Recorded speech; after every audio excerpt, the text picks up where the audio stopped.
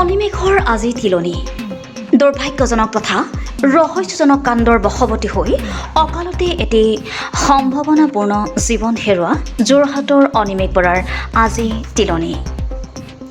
নিয়তিৰ নিষ্ঠুৰ পৰিহাসকো মানি সামাজিক নীতি নিয়মেৰে শোকস্তব্ধ পৰিয়ালটোৱে পাতিলে অনিমেষৰ তিলনি। শনিবাৰে যোৰহাট ভোগদৈ মথাউৰিৰ সমীপত নিশাৰ ভাগত ৰহস্যজনকভাৱে মৃত্যু হৈছিল অনিমেষৰ।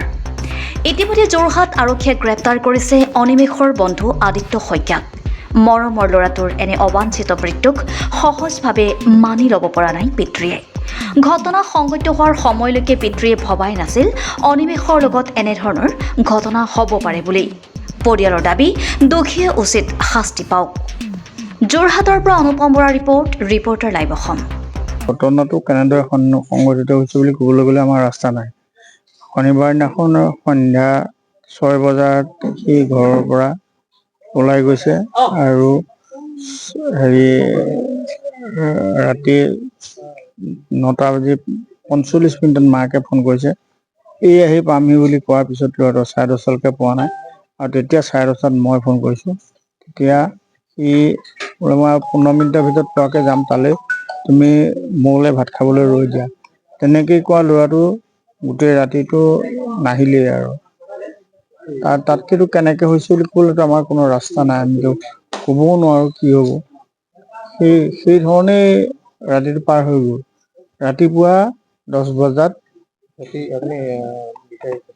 ৰাতি মই বিচাৰিছোঁ মামাকৰ ঘৰত থাকে, মামাকৰ ঘৰলৈ গৈছোঁ, মামাকৰ ঘৰত নাই। তাৰপিছতে আদিত্য শইকীয়া নামৰ যিজন ল'ৰা তাহাঁতৰ ঘৰত কেতিয়াবা থাকে, তাতো চাইছোঁ, তাতো নাই।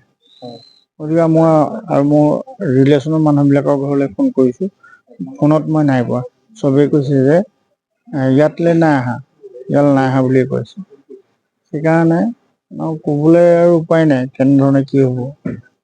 ঘটনাটোৰ লগত জড়িত বুলি এতিয়া যোৰহাট আৰক্ষীয়ে আপোনালোকৰ গাঁৱৰে আদিত্য শইকীয়া নামৰ এজন যুৱক ইতিমধ্যে গ্ৰেপ্তাৰ কৰিছে। হয়, অনিমেষৰ লগত কেনেকুৱা সম্পৰ্ক আছিল? অনিমেষৰ লগত ভাল সম্পৰ্ক, মানে সুন্দৰ বন্ধুত্ব বুলি ক'লেও বেয়া নহয়। মষ্ট ইণ্টিমেট ফ্ৰেণ্ড বুলি ক'ব লাগিব। ঘটনা নাই বুলি ক'ব নোৱাৰে, ঘটনাটো আছে কিন্তু মই দেখা নাই। মই এই প্ৰথম ভিডিঅ' ফুটেজ দেখিছোঁ, কিন্তু অন্য হেৰিত মই দেখা নাই ভিডিঅ' ফুটেজ। আমাৰ ল'ৰাই মদ খায়, তেওঁ মদ খায় বুলি মই শুনিবলৈ পাইছোঁ, নাই পোৱা নহয়। আগতো মই তেনেকৈ মদ খাই থকা বুলি মই গম পাইছোঁ। মই 10টামান বজাততো পাইছোঁ বুলি মই ক'ব নোৱাৰোঁ, তেওঁলোকে মিছা মাতিছে। কাৰণ 10:30 মোৰ মোবাইলত হেৰি আছে, কল কৰাৰ কল ৰিপৰ্ট মোৰ মোবাইলতে আছে। মই ফোন কৰোঁতে আৰু তাৰ মাত শুনিছোঁ, আদিত্যৰ মাত মই মোৰ ল'ৰাৰ লগত শুনিছোঁ। এইটো একদম পুৰা শুদ্ধ মোৰ নিজৰ কথা, নিজে শুনা কথা। বিশ্বাসযোগ্য নহয়। মই পজিটিভ 10:30। তেতিয়া আমাৰ অনিমেষে ফোন ৰিচিভ কৰিছে আৰু মোক কৈছে যে মই দেউতা 15 মিনিটৰ ভিতৰত পোৱাকৈ যাম, তোমালোকে ৰৈ দিয়া ভাত খাবলৈ। তাৰপিছত সি নহা দেখি আমি ভাত খালোঁ। ভাত খাই উঠি পেলাই আকৌ হেৰি কৰিছোঁ, ঠিক 12 বাজি ওচৰা-ওচৰি সময় হৈছে। তেনেকুৱাতে খং উঠিছে, খং উঠিলে তালৈ আকৌ ফোন লগাইছোঁ, এতিয়া মানে চুইচ অফ, মোবাইলটো এতিয়া চুইচ অফ। পিছদিনা 10টা বজাত গম পাইছোঁ। কোনে খবৰ দিলে মানে আমাৰ ল'ৰালৈ ফোন কৰিলে 9:50 মানত এজন ল'ৰাই বোলে তহঁতৰ মুকু ক'ত আছে? আমাৰ অনিমেষৰ মুকু বুলি মাতোঁ। মুকু ক'ত আছে? বোলে মুকু কালি গ'ল, আজি এতিয়ালৈকে এতিয়া অহাই নাই, এবাৰ ক'ত আছে জানো। ই কোনো কথা নুশুনে। তেনেকৈ বুলি কোৱাৰ পিছত হয় নি? তেতিয়া সেই ল'ৰাজনে ক'লে, এই তই ক'ত আছ, তই সোনকালে আছোন, কাৰণ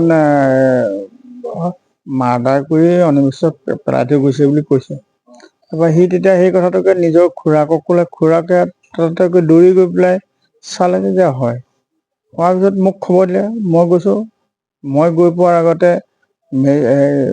মেডিয়া আৰু হেৰি আহি তাত পুলিচ আহি উপস্থিত হৈ আছেহি। তেতিয়া তাৰপিছতে সেয়া ডেড বডি উঠাই নি আৰু তেতিয়াতো কনফাৰ্মটো হৈয়ে গ'লো আৰুতো হেৰি কৰিবলৈ মানে নহয় বুলি ক'বলৈ ৰাস্তাই নাই